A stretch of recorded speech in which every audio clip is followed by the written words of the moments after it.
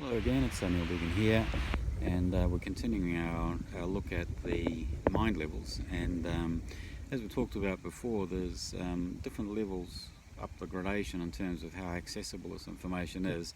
And there's four of them, or four predominant ones, and then a division as well. And these minds, of course, are occurring in all of the five brains, so associated with all of the five brains. So we have five minds effectively, which is split up into all these separate aspects of each of those minds. So what we're looking at, the last video was we're looking at the subconscious mind, which of course has a yin aspect and a yang aspect, and now we're going up the scale into the subconscious mind.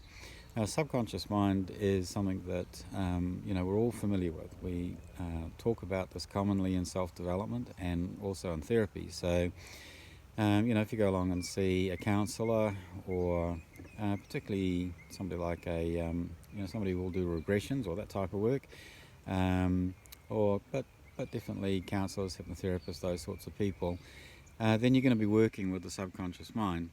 If you've ever done any dream work or aware of your dreaming, then all of that work is in the subconscious mind. So dreams are one of the most beautiful ways of actually gaining perfect, clear information directly from the subconscious mind. Of course, it's delivered to you in a metaphor, so it's in the state, sort of dressed up in a story. But nonetheless, it's a very, very valuable way of actually gaining information from the subconscious mind. If you're a meditator, then you'll be existing very extensively in this interface between the subconscious mind and the conscious mind. So I say interface advisedly because there's going to be conscious mind stuff happening, particularly if you're doing focusing work or visualization type of work, then you're using your conscious mind to actually hold those visualizations or intentions or affirmations, whatever they are. But the access to the information that's coming back will largely be coming from the subconscious mind. So it'll be creating context for you, giving you information, adding all the bits together and so on and so forth. Now, the subconscious mind does have a connection down into the subconscious mind. As we talked about in the earlier video, there's significant barriers to the free flow of the information from the subconscious into the subconscious mind. And the reason for that is that the information which is actually held in the subconscious mind is very often extremely triggering. It's very powerful, and the work of self-development is about steadily bringing this information out of there into the subconscious mind so that it can be worked with. It's a survival strategy. It's definitely a strategy for making the process actually doable, making it actually livable. So the subconscious mind, the way I'm talking about it, you think that it's absolutely available to people. It's not really true, because if you're an average person going about your daily life, then the actual intersection with the subconscious mind will be extremely limited. Your brain activity is far too fast for you to be getting information coming through all the time from it.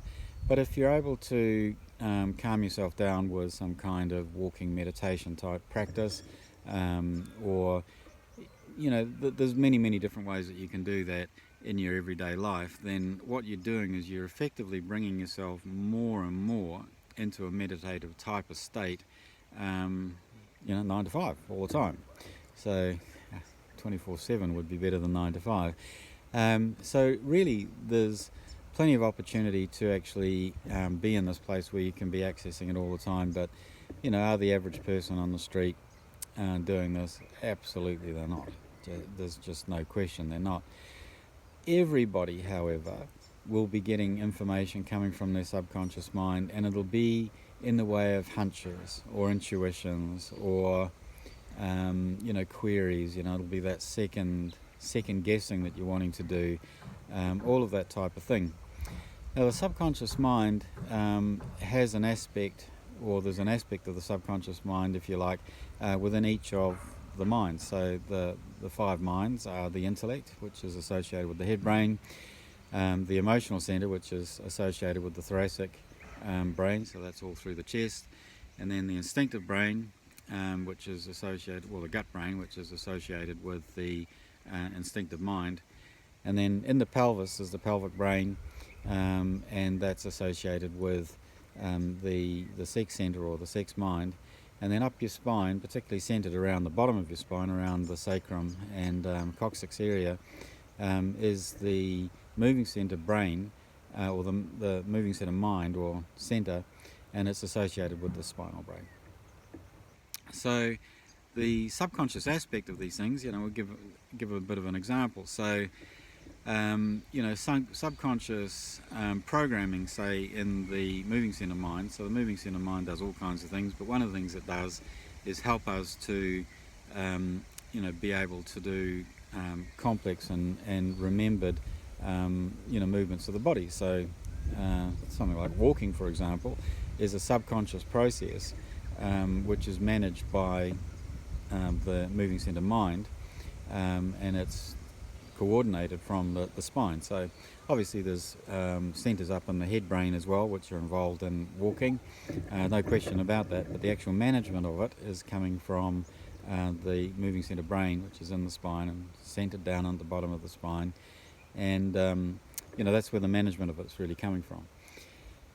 And that would be an example of a subconscious behaviour or subconscious process that's going on from the moving centre mind. Obviously, a lot of the belief systems and that type of thing can actually be happening in any of these minds. So a good example would, I actually referred to earlier there, was the sort of gut feeling. When we get a gut feeling about something, that's the subconscious aspect of the instinctive mind in operation, and highly useful, highly valuable. And without it, we wouldn't look up in time to catch that there was a problem coming in our direction. We'd tend to eat foods that were inappropriate and that sort of thing if we're not getting this information from the instinctive mind. And therein, lies a wonderful opportunity, because of course we're all eating things that we shouldn't be eating all the time. And largely we're not listening to the subconscious aspect of our instinctive mind. I think that's probably enough of an introduction to the what the subconscious is, and the fact that it can actually be, or that there is an aspect of it within each of the minds associated with each of the brains in the body. And from a therapy perspective, this is our place of work. So we're working in the subconscious mind all of the time, and making sure that we're trying to get things to be as consistent as possible between the subconscious mind and the conscious mind.